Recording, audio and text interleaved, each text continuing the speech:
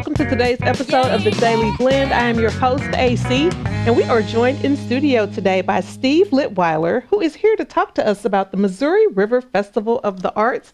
Very special year coming up for you guys, Steve. It is our 50th. 50? Yes, 50 years, and we've got all sorts of things planned, a good concert schedule. Our artistic director is David Halen. He is principal violinist of the St. Louis Symphony, and he's leading, and he gets musicians from either side, from the Kansas City Philharmonic and also the St. Louis Symphony. They come together on the stage, and then they play. This is a 3-concert event. The big headline is that this year, in honor of the 50th, David has asked his friend Leonard Slatkin to come conduct the symphony. Anybody that's ever been to a St. Louis Symphony concert knows that Leonard Slatkin was the conductor of the St. Louis Symphony. Leonard Slatkin has won 7 Grammys. He's written 5 books. He conducted the St. Louis Symphony. He conducted the National Symphony in D.C. He conducts the Paris Symphony and the Detroit Symphony. He just finished a performance out at the Hollywood Bowl with the Hollywood String Quartet, and he will be in Boonville, Missouri on August 23rd.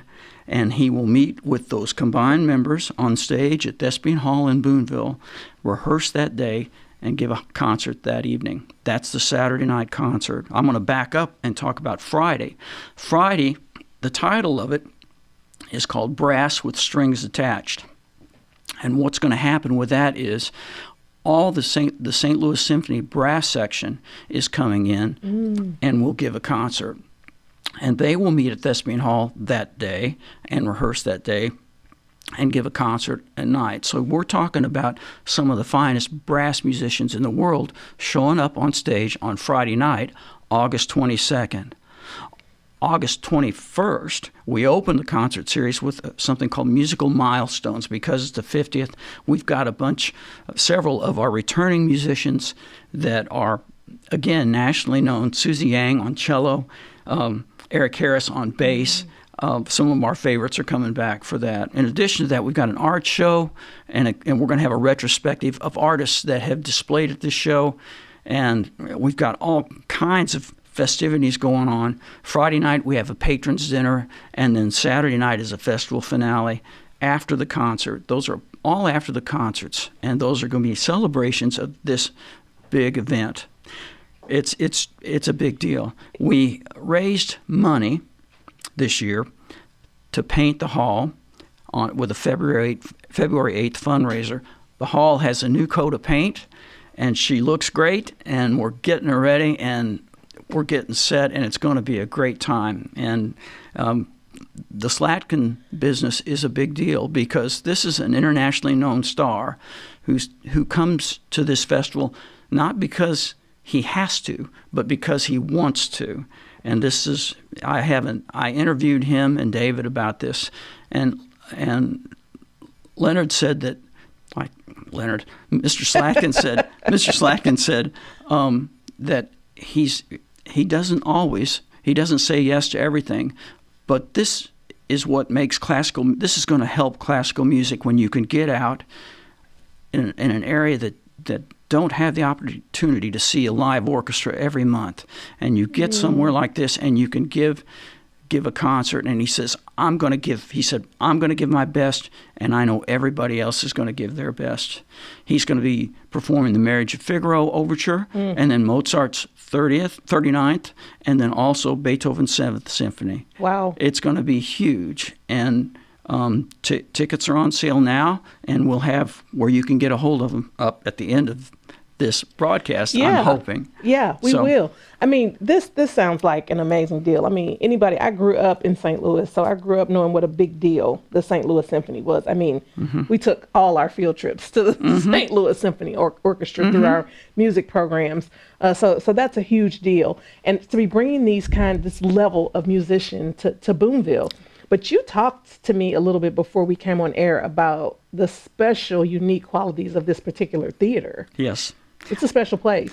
Yeah, and my secret expression about this is Thespian Hall is just the little theater that could. It seats 600. It was built in 1857, pre-Civil War, and it had a basement that was the librarians and the Masons and Kemper Military Academy and some town fathers raised the money for it and built it. And then the Civil War broke out. And then during the Civil War, it was used as a hospital and a morgue during the Battle of Boonville. After that, it was one of the 5 federal hospitals for Union soldiers. After the war, things kind of tapered off, and then the governor of Missouri bought it, and his brother bought it. And then in 1901, they made some modifications to it so that it worked as a stage. And at that point, it was a theater that anybody who was anybody, anywhere between Kansas City and St. Louis, any act, vaudeville or whatever, would come through and perform here. After that, when movies came, we had people playing piano in the pit, and we had silent movies, and then it turned into talkies. And when I growing up in Boonville, if you're my age, it was where we went to see movies. So we saw Jaws there. We saw, all those movies. It was almost torn down in 1975 because the bakery wanted to buy it. But then Crosby Kemper heard about it. He bought the building and gave it to the Friends of Historic Boonville, and then, well, what are we going to do with it now? We're going to start a festival. And so we did. They did. 50 years ago. I was in college, had no idea what was going on, but they set this up for this generation, and it's still going. Wow. And we're proud of Thespian Hall, and we're proud of this festival. And I would encourage anybody, if you've not done this before, and not been to this festival before, try it. You're going to like it. Where can we find tickets? You can get them at the Friends office. The number there is 660-882-7977. You can contact our website, and I hope that'll be posted. Thank you so much for joining us. I appreciate the opportunity to tell you about it.